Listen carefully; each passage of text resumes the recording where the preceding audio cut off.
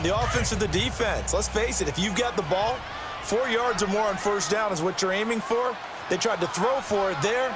Nice effort to knock Dalvin away and bring up second down. Now it's Taylor, forced out to his left. And Thielen's got it. Touchdown, Vikings. Adam Thielen, a 1-yard touchdown reception. And the Vikings are going to add on to their lead. And all about timing there on that short slant, Charles. Exactly right. That was timed up so well. The route, the throw, touchdown. And he'll get into the end zone as the two-point conversion is successful. Bailey now to kick this one away. Short kick. One of the up middle take it now. It's time for our player spotlight right now as we get a look at Carson Wentz. And I guess the question, Charles, is what's the formula for keeping him better protected? Because as we see, the protection, it struggled. And normally what you... Wentz and the Eagles now with a 1st and 10 at their 35-yard line. Hey, here we go. Lady. On play action, Wentz. The Vikings after him, and they get there for the sack. Everson Griffin. He's the one that got to him. He takes him down for a loss of 9. The amount of sacks that they've absorbed in this game is absolutely extraordinary. Let's just face it. This offensive line, flat out, cannot handle this pass rush. It's been demonstrated time and time again. And he is met in his tracks behind the line of scrimmage.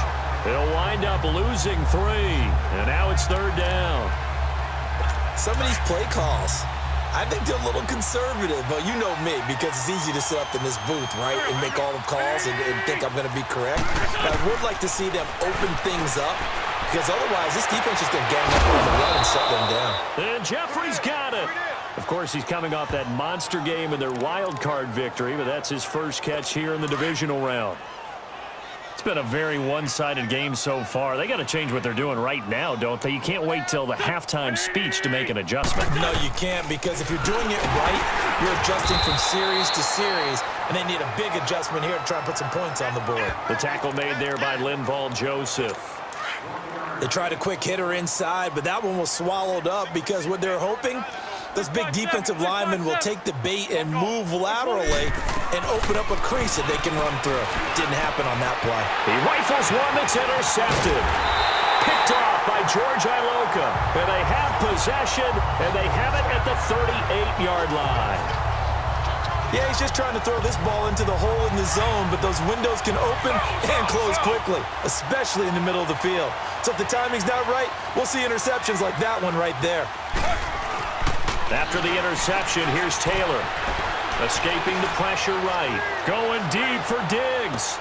And that'll be caught by Diggs for a Minnesota touchdown.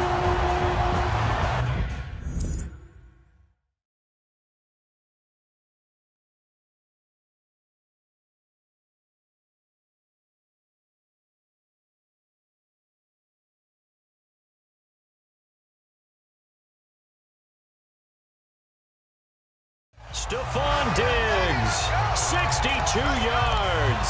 And this Viking offense is running away with this one. Oh, it's a fake. They'll try and throw for it. This will be caught just inside the 10. And, boy, talk about adding insult to injury. He's into the end zone to tack on 2 more. He hits the big target for the 2-point try. Defenses hate those guys, especially around the goal line. It's hard to decide who you're going to put on him. Are you going to put a smaller corner on him? Are you going to put a safety who doesn't have maybe the same coverage skills? How about a linebacker? He may have the size, but he's not used to really covering in space. That's why the tight end gives you such a great advantage when you're throwing the football.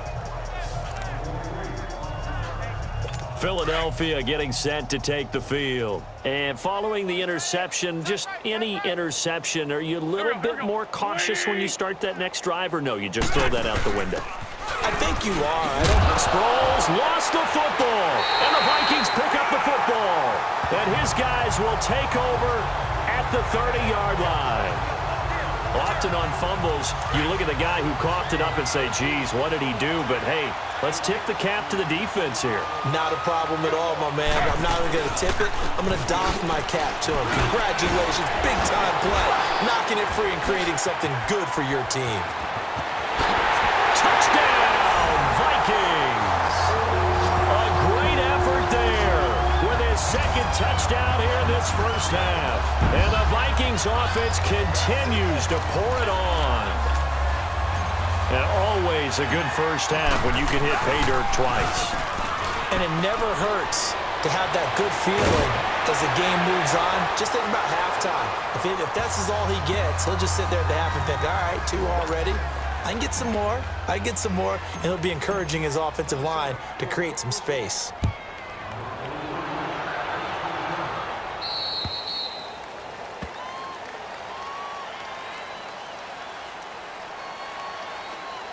Free kick out of bounds. Kicking team. And that drives coaches insane, doesn't it? When they see that happen, it just doesn't feel right, does it? Plus, you're giving up yardage. Wentz and the Eagles now with a 1st and 10 at the 40. Shotgun now for Wentz. A dump off to Sproles. And he'll maybe get back to the line of scrimmage, but no more than that. Nothing on that one. It'll be 2nd down. 2 minutes remain here in the first half. Back with more NFC playoff action after this. Had the completed pass, but for no gain, stopped right at the line, so it's 2nd and 10. From the gun, it's Wentz. He's going to loft one, deep left, looking for Jeffrey, and it's intercepted. Picked up by Mike Hughes. Oh, he pulls over it, and he will bring this all the way back out to midfield. When a team's turned it over 3 times in the first half, we just look at the offense and say, guys, what are you doing? But instead, we really should be looking at the defense. They've created the takeaways. 2 interceptions, 1 caused fumble. They played awfully well swarming to the ball here in the first half. Lets it fly for Thielen. And incomplete. He dropped it in the end zone. Those passes out that far wide always make you hold your breath a little bit. Felt like it was in the air for a while. What it does is it allows a defender to gain some ground, come from a long distance, and have a chance to affect the pass. To throw is Taylor, eluding the pressure right.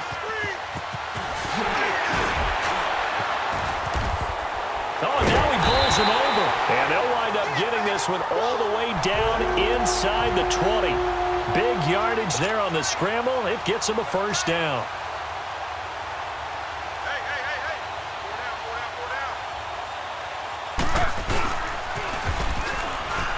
Stepping up, he's going to keep it. And he'll get into the end zone. Touchdown, Minnesota. Tyrod Taylor, an 18-yard touchdown run. And this Viking offense is running away with this one. And oh, he takes off with it. It's a fake. So they're down in the red zone. They opt to utilize his legs instead of the arm. It works out pretty well. I like what they were thinking there, because in most situations now, defense is accounting for all the other runners on the field and, of course, for pass plays. But the quarterback position, oftentimes it is unaccounted for. Offense coordinator felt it, dialed it right up. Inside the red zone, is this something teams should maybe, depending on the quarterback, do more often? Definitely. If you've got a quarterback who can actually move it with his legs, that's an extra option and an extra weapon for you. I think they should utilize it more often. Watch that in. Tight end's right. Tight end's right. Here we go. Here we go. 180! They go back to the air here after the INT on the last drive. Jordan Matthews, the one he was looking for. That'll bring up 2nd down. This defense has been very disruptive early on as they force another one to go awry. Seems to be the front and the back end. Pass rush, they've been able to get home, and they're taking the ball away in coverage as well. I love how you put it together. And for the 3rd time here in this half, it's intercepted. Picked up by the linebacker, Eric Kendricks. And his crew will take over with a football at the 35-yard line.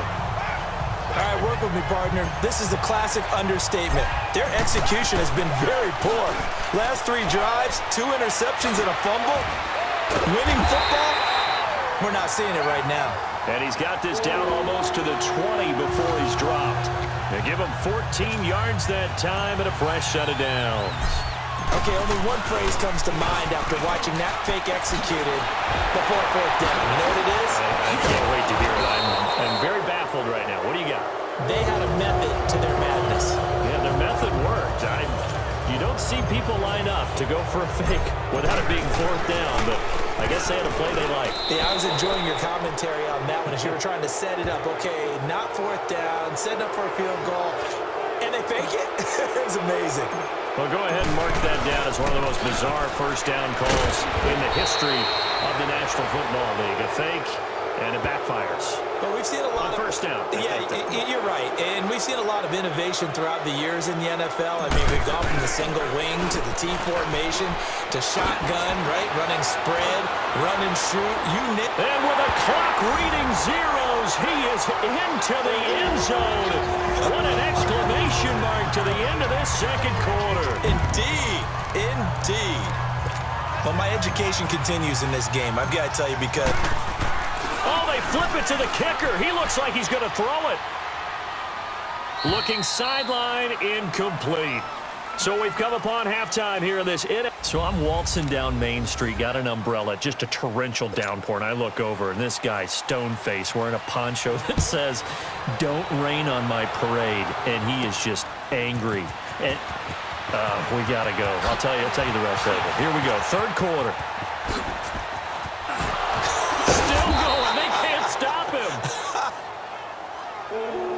Partner, when I was in college, we used to have these things called game maxims that we did before every game. One of them said, press the kicking game, for here's where the breaks are made, is the area of hidden yardage. How about that return? Flipping the field, taking it past the 50, and getting things set up to start the series. They'll roll him out right. Now he's going to throw deep right, and that'll be caught by Diggs for a Minnesota touchdown. Stephon Diggs. 2 catches, 2 touchdowns here so far. And the Vikings offense continues to pour it on. And right now, Charles, I think you'd have to say their class starting to... Now Simeon stripped. He lost the football. And look at this. It's a fake. Partner, that type of a lead, and they're going to fake it from the 15 to try and pick up a 2-point play instead of kicking it through the posts. Come on, man. Put that in mothballs. Come on. Don't do that. Put that in mothballs? Yeah, preserve that for it. That's an ancient relic. Faking it. I can understand you want to rub it in a little. You fake it when you snapped it from the 3. But from the 15, mothball that bad boy, just like my grandmother had. Yeah, in her attic, the stuff she used to preserve. It smelled terrible.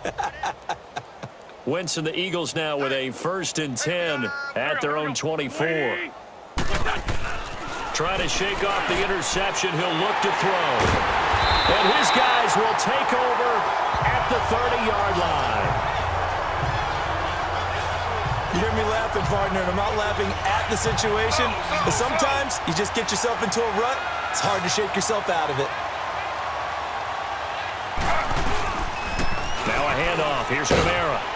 And now running right through it. And he's got about 5 yards as he's taken down right at the 25.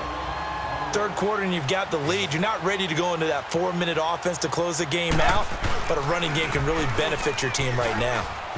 Stepping up, he'll try and run.